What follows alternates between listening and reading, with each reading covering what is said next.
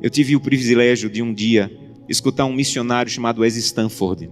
Ele passou uma parte da sua vida ajudando a igreja na Etiópia, que por 17 anos esteve sobre o regime comunista. As igrejas foram lacradas, pastores foram presos, muitos foram mortos. E esse missionário saía da América do Norte e ia para a Etiópia tentar ajudar os irmãos que se reuniam escondidos nas catatumbas, nas florestas.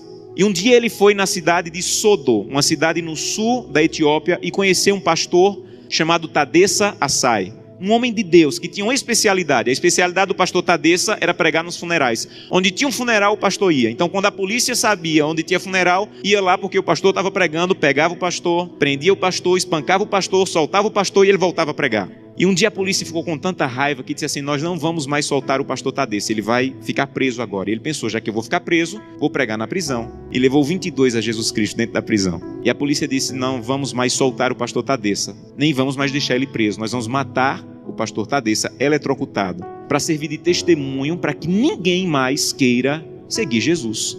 E anunciaram na cidade: amanhã, às 9 horas da manhã, o pastor Tadessa vai morrer eletrocutado. Mas eles não tinham cadeira elétrica.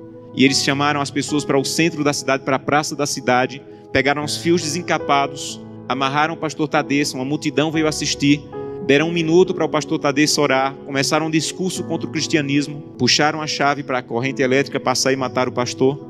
Houve uma explosão, fumaça e faísca para todo lado, a corrente elétrica não chegou e o pastor não morreu. Desamarraram o pastor e disseram: vão para casa, um eletricista vai consertar a gambiarra e amanhã nessa mesma hora o pastor Tadessa morre. E o pastor Tadessa pensou: já que eu vou morrer amanhã, vou passar a noite em oração. E voltou para a cadeia e passou a noite em oração. No outro dia, a mesma coisa. A multidão veio, amarraram o pastor Tadessa, alguém havia passado o dia tentando consertar, puxaram a chave, explosão de novo, fumaça e faísca, a corrente elétrica não chegou. E a multidão começou a apertar tanto, fazer tanto barulho, que a polícia ficou temerosa, desamarrou o pastor e disse assim: vai embora daqui. E esse missionário estava lá e disse que acompanhou o pastor Tadessa e disse assim: pastor Tadessa, o que é que o senhor vai fazer? Um homem que passou 2 vezes pela morte, o que é que o senhor vai fazer? E ele disse assim: tem um funeral e eu soube que tem um funeral, eu vou lá pregar. E ele disse assim: pastor Tadessa, eu represento milhares de cristãos na América e nós estamos orando muito por vocês. E disse que o pastor Tadessa se virou, ficou com o rosto sério e disse assim: vocês na América estão orando por nós, aqui na Etiópia? Então volte para a América e diga que nós é que estamos orando por vocês. E ele falou: mas por que vocês estão orando por nós se vocês é que estão sendo perseguidos, pastor?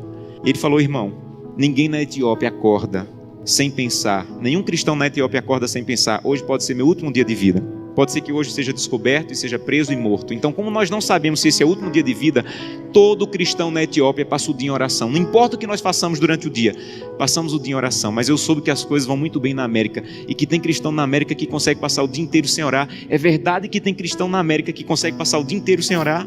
E ele disse assim: é verdade. Ele falou: você sabe que é proibido se reunir, mas nós precisamos tanto do corpo de Cristo que mesmo sendo proibido, nós nos encontramos escondidos à noite, no escuro, na floresta, nos cemitérios, porque nós precisamos do corpo de Cristo. Mas eu soube que vocês têm igreja na América em todas as esquinas e vocês podem entrar na igreja a hora que quiserem, que a polícia não vai entrar para espancar vocês.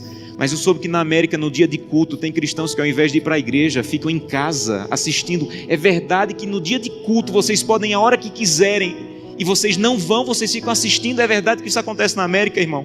Ele disse assim: é verdade. E ele disse assim: missionário, a minha congregação tinha apenas uma Bíblia e eu fiquei com medo de ser preso e minha Bíblia ser queimada.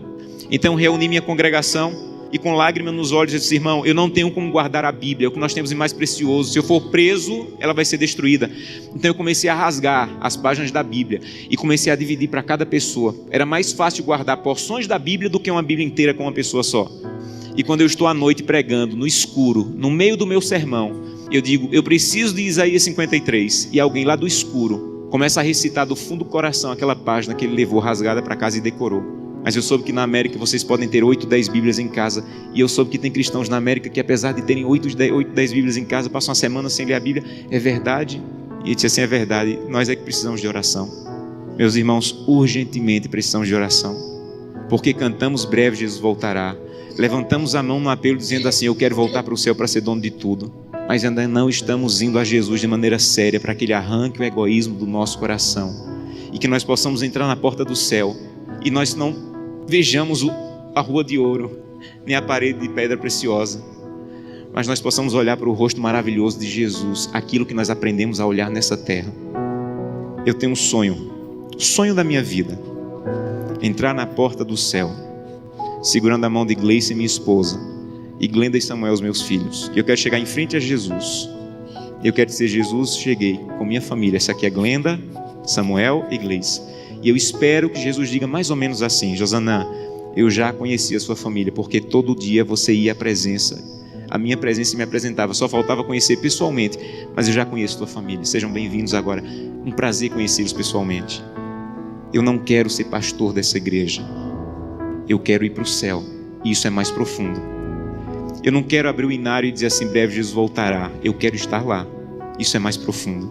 Por isso eu preciso fazer com que o que eu como, o que eu vejo, o que eu acesso, o que eu ouço, a maneira como eu uso o meu dinheiro esteja de acordo com a vontade de Deus. Porque os que serão salvos não amam a própria vida.